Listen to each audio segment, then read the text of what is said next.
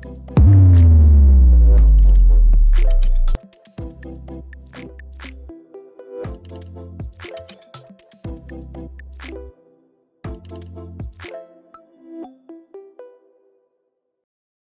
right, welcome everybody to the Aryaka Windwire.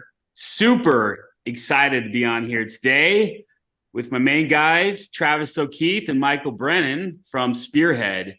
And today we're talking about a transformational opportunity, one of the largest opportunities we've closed here at Aryaka lifetime to date. So I can't wait to jump into it. Gentlemen, thank you so much for being on here today. Of course. Thanks. It's good to be here, Craig. Appreciate it. Awesome. Very excited. Obviously excited. Thank you, Craig. Yeah, and what we're talking about a win with a global airline. We're talking 285K MRR with a total contract value of over $10 million.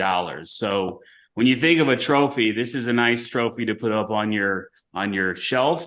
It's been an amazing win. So Travis, Michael, talk to me about that. How did you get involved with this particular customer, and give us a little background on yourself?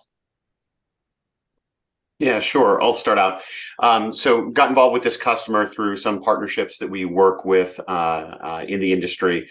We're brought in for a specific purpose to basically run a global sourcing event and provide advice and consulting around this particular project. That was roughly 15 months ago, I think, from the start.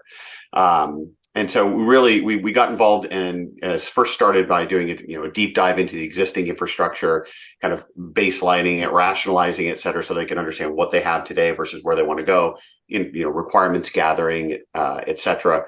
And then just working with the internal stakeholder team to launch that global RFP to get to a point where they have a singular SASE solution, which ended up being Aryaka.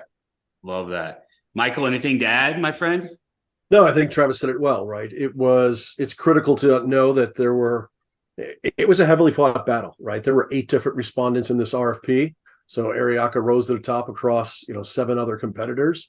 That's just, proves the technology and what you guys are doing over there. And, it was a good win. It was a hard fought win. And we'll talk about that more, I'm sure, during this Q&A, but it was a hard fought win and a well fought win. So, I mean, the hard fought ones are always well worth it in the end, aren't they?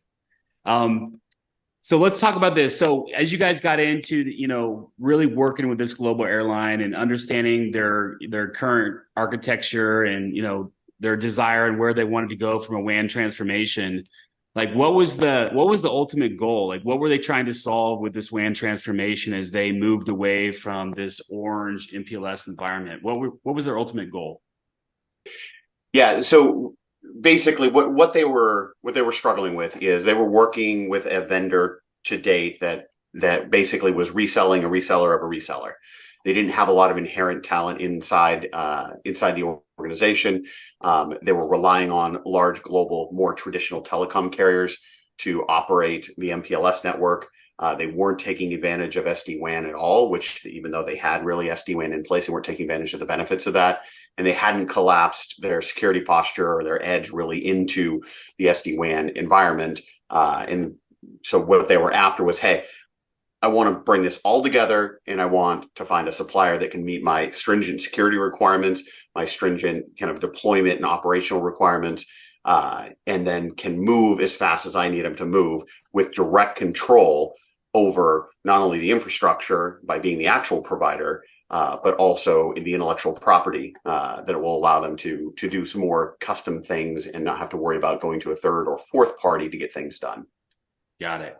No, that's great. I mean, that really aligns with what we see at the macro level, like looking at our customer base and most of these engagements. Mm-hmm. Most of these large global companies are looking for those same things, right?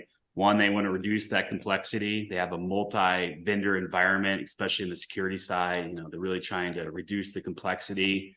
Secondly, most of these customers are looking to become more efficient, right, and agile as they do these WAN transformations. And thirdly, they want to save money, right? At the end of the day, a lot of these companies are looking to transform their networks, their environments, but also provide some savings back to their company. So that aligns with what we see as well.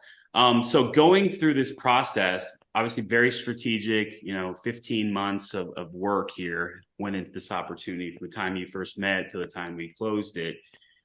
Talk to me about some of the high points within that sales engagement, sales process, that ultimately led Aryaka to a point of winning. Like, what were some of the key things that happened during the process that you want to call out? I'll start, and then Trav can hold me honest. Obviously there's the differentiation in the Aryaka platform, right?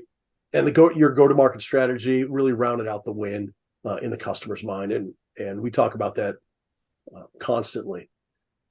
Flexibility and agility, right? I really landed on this one as far as why Aryaka won. The fact that you own your own IP was invaluable to the customer. It reduced that turnaround time in order to resolve and troubleshoot issues, right? Unlike the other providers who are dependent on the underlying platform providers to solve for the solution, Aryaka could resolve platform specific issues internally, as opposed to waiting for the lead time and the turnaround time. And I'm gonna play the new guy card. I told Travis I was probably gonna try and avoid it, but I'm gonna play the new guy card. Previously, before stepping into this role, I was in the provider space. Very long, healthy, successful career in the provider space. But one of the things that I was always known to tell people is this relationship, right, between the partner, the provider, the customer. It's built on ultimately a relationship, right? And I think that resonated with the customer. Our relationship with Aryaka brought value to the equation. Aryaka's forming a relationship with the customer was critical to them because they don't have that relationship today with the underlying provider, right? That's what causes a lot of their pain points. So the ability to see what Aryaka was able to do from a technology perspective, let alone a support perspective. Key individuals within the customer formed, I would say, unique relationships with key Aryaka personnel, right? And that overcame challenges and drew ultimately to the success, because that's one of the things the customer was looking for. And we see this time and time again in our space, right? Specifically with the enterprise customers, they're struggling to have a relationship with their providers, right? And that was the challenge with this global customer. They were struggling to have a deep-seated relationship with their current underlying provider. And it's true, the support resources, whether you look at from sales engineering, even the C-suite, right? All of the Aryaka team was invaluable in extending that relationship, or the desire to have that relationship with the customer. That was in part critical to winning this opportunity, above and beyond just the technical challenges that we solved for. I love that. I'm glad that really shined through, because that's something we really pride ourselves on here at Aryaka, is making our entire company available, right? And you guys saw that with the engagement we had from our C-suite, with all the people around the world. I mean, we obviously met with the customer in India and did some tours within our NOC, our customer support center. So that's the thing I love about this company, is we're all, at the end of the day, very much focused around doing the best possible job we can for the customer. Mm-hmm. So talk to me about your experience. Ultimately, what was your experience like working with the Aryaka team? Any high points you want to share there? Well, let's see, 2 a.m. calls, 3 a.m. calls, with 3 and 4 Aryaka personnel on the calls, late at night, due to the time zone differences. That was huge.